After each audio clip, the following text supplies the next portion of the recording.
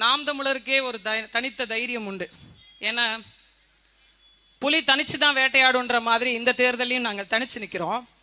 ஆனால் நம்ம பண்ணியிருக்கிற அக்கப்போர் என்னன்னா, இதுக்கு பின்னாடி திமுக அலுவலகம் இருக்கு. திமுக அலுவலகத்துக்கு முன்னாடியே மேடையை போட்டு வச்சு செய்யக்கூடிய ஆட்கள் நாமத்தான் இருக்க முடியும். நான் வரும்போது ஒரு பதாகை பார்த்தேன், 40க்கு 40 என்று எழுதப்பட்டிருந்தது. திமுக போஸ்டர்ல பார்த்தேன்.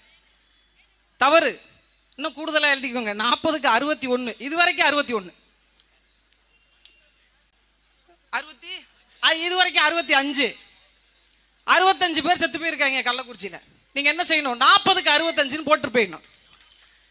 ஒன்றை புரிந்து கொள்ளுங்கள் அருமை சொந்தங்களே, இந்த தேர்தல் என்பது வெறும் காசுக்கான தேர்தலா, அல்லது இலவச பொருட்களுக்கான தேர்தலா, அல்லது பணத்திற்கான தேர்தலா என்பதை நீங்கள் முடிவு செய்யணும்.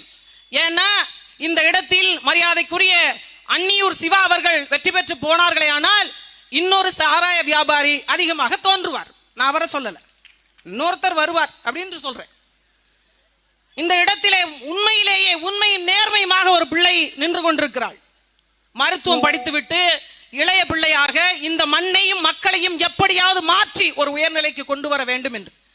கொஞ்ச நாளைக்கு முன்னாடி அம்மையார் ஜெயலலிதா இருந்த ஆட்சி காலத்துல தான் ஒருத்தர் பாடிட்டு இருந்தார், கைது சீரைக்கு அஞ்ச மாட்டோம், காசுக்கு விலை போக மாட்டோம். ஆமா, அவர் பாடிட்டு இருந்தார். அதுக்கப்புறம் ஊருக்கு ஊரு சாராயம் தள்ளாடுது தமிழகம், ஊத்தி கொடுத்த உத்தமிக்க போயசில உல்லாசம். உண்மையிலே அந்த அண்ணனை காணும். எங்க ஊர்ல எல்லாம் போஸ்டர் அடிச்சு ஒட்டியிருக்கோம். உண்மையிலேயே இப்ப என்ன எழுதணும்? இப்ப என்ன எழுதணும்? ஊத்தி கொடுப்பது யார்?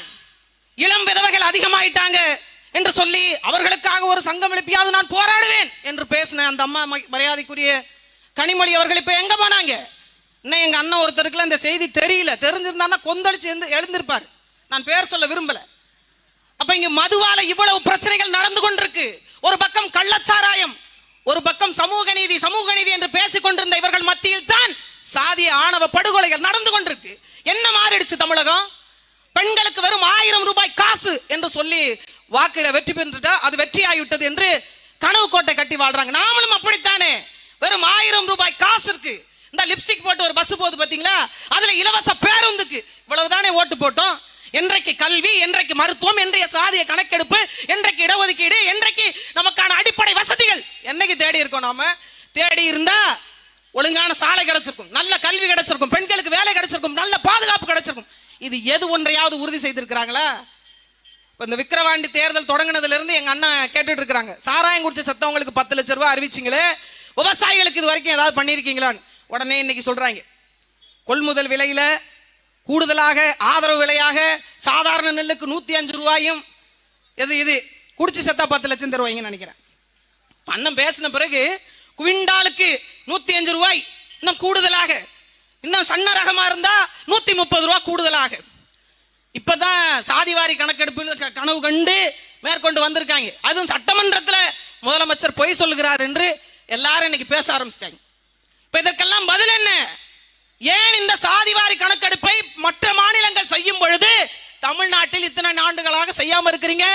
பாரதிய ஜனதா கட்சி உங்களுக்கு எதிரான நிலைப்பாட்டை கொண்டிருக்கிறது என்றால் அவங்களுக்காக நீங்க காத்திருக்க வேண்டிய அவசியம் என்ன?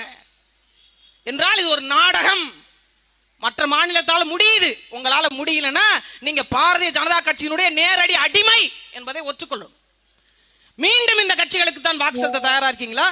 சொல்லுங்க, நிம்மதியான வாழ்க்கை வாழுங்க. 50 ஆண்டு காலத்தில் 35 ஆண்டு காலம் திமுக ஆட்சி அதிகாரத்தில் இருந்திருக்கிறது. 30 ஆண்டுகளுக்கு மேல அதிமுக ஆட்சி அதிகாரத்தில் இருந்திருக்கிறது. பசி இல்லாமல் இருக்கிறீங்களா? படித்த உடனே வேலை கிடைச்சிருதா? நல்ல கல்வி கிடைச்சிருதா? தூய மருத்துவம் கிடைச்சிருதா? சரியான சாலையில பயணிக்கிறீங்களா? எது கிடைத்து விட்டது? மீண்டும் மீண்டும் எதற்கு இவர்களுக்கு வாக்கு? இந்த 1000 ரூபாய் பணத்தை கொடுத்துட்டு இவங்க படுத்தின பாடு இருக்கு பாருங்க. ஒரு வெந்தது வேகாததெல்லாம் வந்து என்ன பேசு தெரியுமா? இந்த 1000 ரூபாயை வாங்கித்தான் ஃபேர் லவ்லி வாங்கி போட்டுக்கிறீங்க. அதுக்கு முன்னாடி என்ன குளிக்காம போகாம அப்படியே கிடந்தோமா? நாங்க அப்படியே கிடந்தோமா? சாப்பிடவே என்ன ஒண்ணுமே இல்லாம கிடந்தோமா? போட்டுக்க உடை இல்லாம கிடந்தோமா? இவர்கள் வந்துதான் எங்களுக்கான அதிகாரத்தை கொடுத்தாங்களா? இந்த 1000 ரூபாய். அதுல ஒரு அம்மா பேசுது, இந்த 1000 ரூபாயை வாங்கித்தான் நான் வந்து குடும்ப தலைவியா ஒரு நைட்டி விளம்பரம் வருமாறு, இந்த நைட்டியை போட்ட பிறகுதான் நான் குடும்ப தலைவியாவே உணர்றேன். இந்த 1000 ரூபாயை இந்த 1000 ரூபாய் என்பது என் தன்மானம். எது தன்மானம்? ஒருவர் கொடுப்பதும் அதை பெறுவதுமா தன்மானம்? நான் உழைப்பது தன்மானம். அப்படிப்பட்ட உழைப்பின் அடையாளம் தான் உங்கள் முன்னால் நாங்கள் வந்து உட்கார்ந்து கொண்டிருக்கிறோம். நாங்களும் 13 வருஷமா கத்துறோம். பேசும்போது நல்லா கேட்டுட்டு போறீங்க, நல்லா பேசுறீங்கப்பா, சிறப்பா பேசுறீங்க. இன்னைக்கு கூட ஒரு உணவகத்துல சாப்பிட்டு இருக்கேன், ஒரு காவல் உதவி ஆய்வாளர் எஸ்ஐ வந்தார். நீங்க சாப்பிடுற சாப்பாட்டுக்கு நான் தான் காசு கொடுப்பேன்னாரு. அந்த அளவுக்கு பேசுறீங்க, கேட்கறீங்க. நாங்கள் பேசுவதை, நல்ல கருத்துக்கள் எடுத்து சொல்வதை உங்களால் உணர முடிகிறது. ஆனால் ஏன் வாழ்க்கையில் அதை வழிநடத்த தவறுகிறீர்கள் என்பதுதான் கேள்வி. இவங்க வந்தா பாதுகாப்பு தருவாங்களா? கள்ள சாராயம் விற்கிறது அங்க இருக்கக்கூடிய காவல்துறைக்கு தெரியாதா? அவங்க உங்க பிள்ளைங்க மேல சத்தியம் போட்டு சொல்ல சொல்லுங்க. விக்கலன்னா கூப்பிட்டு ஏன் நேற்று சரியா வருமானம் வரலையா, என்ன காரணம், கலெக்ஷன் சரியா வரலையான்னு கேட்கிற காவல்துறை இருக்கா இல்லையா? இருக்கா இல்லையா? அது வந்து ஸ்டாலின் ஐயா நடத்துற கடை, ஸ்டாலின் ஐயா நடத்துற கடை. அதுக்கப்புறம் அவங்க தெரியாம அவங்க கவுன்சிலர் வார்டு மெம்பர் நடத்துற கடையில் தான் மரியாதைக்குரிய அண்ணன் கண்ணுக்குட்டி அவர்களால் அங்க இருக்கக்கூடியவர்களுக்கெல்லாம் 10 லட்சம். ஒருத்தர் டிக்டாக்ல வந்து ஒரு தம்பி எழுதுறான், ஒரு பாக்கெட் சாராயத்தை வாங்கி வந்து வச்சுக்கிட்டு ஊர்ல இருக்கிறவெல்லாம் குடிச்சு சாகுறான், 10 லட்சம் கிடைக்குது, நீ எப்ப சாவேன்னு அவங்க அப்பா முன்னாடி வந்து நிக்கிறான். நிலைமை அப்படி ஆகி போச்சு. நிலைமை இந்த இலங்கை கடற்படை கைது செஞ்சுட்டு போய் அப்படிதான் சொல்லுவாங்க, எங்களை தமிழக மீனவர்களை அடைச்சு வச்சிருக்கேன். அதை பத்தி பேசுவதற்கு நாதி கிடையாது. அந்த குடும்பம் அவர்கள் எப்போது மீண்டு வருகிறார்களோ அது வரைக்கும் பசியும் பட்னிமா கிடக்கும். கடலுக்கு மீன் பிடிக்க போனது அவங்களுக்கு பார்க்கவோ அவர்களுக்கு இழப்பீட்டு தொகை வழங்கவோ ஒரு நாதியும் கிடையாது. ஒரு நாளைக்கு உங்களுக்கு 150 ரூபாயில இருந்து 200 ரூபாய் தருவதற்கு நாங்கள் முயற்சி செய்கிறோம் என்று பேசுவாங்க. கள்ள சாராயம் விற்கிறதே சட்டப்படி குற்றம். நல்ல சாராயம் விற்கிறவங்கள்ட்ட போய் கள்ள சாராயத்தை பத்தி கேட்டாலும் ஒண்ணும் தெரியாதுங்க, நல்ல சாராயத்தை பத்தி கேட்டாலும் ஒண்ணும் தெரியாது. சாராய வியாபாரிட்டு நாட்டை கொடுத்து நமக்கு என்னங்க பகுமானம்? பகுமானம் என்னன்னு கேட்கிறேன். ஒரு விவசாயி நாட்டை ஆள வேண்டும், இந்த மண்ணை நேசிக்கக்கூடியவர்கள் நாட்டை ஆள வேண்டும், இந்த நிலத்தை வளத்தை பாதுகாக்கிறவர்கள் நாட்டை ஆள வேண்டும். அப்படிப்பட்ட பிள்ளைகள் தான் எளிய பிள்ளைகள், இளைய தலைமுறை பிள்ளைகள், நல்ல பிள்ளைகள் உங்களை தேடி வந்து லஞ்சம் ஊழல் இல்லாத நேர்மையான நிர்வாகத்தை அமைக்க உங்கள் முன்னால் வந்து நிற்கிறோம். அப்படிப்பட்ட ஒரு பிள்ளைதான் எனது அருமை தங்கை அபிநயா அவர்கள். மிகுந்த ஒரு மாற்றத்தை தருவாள். அறிவு சிறந்தவர்களை ஒன்றை சொல்லி முடிக்கிறேன்.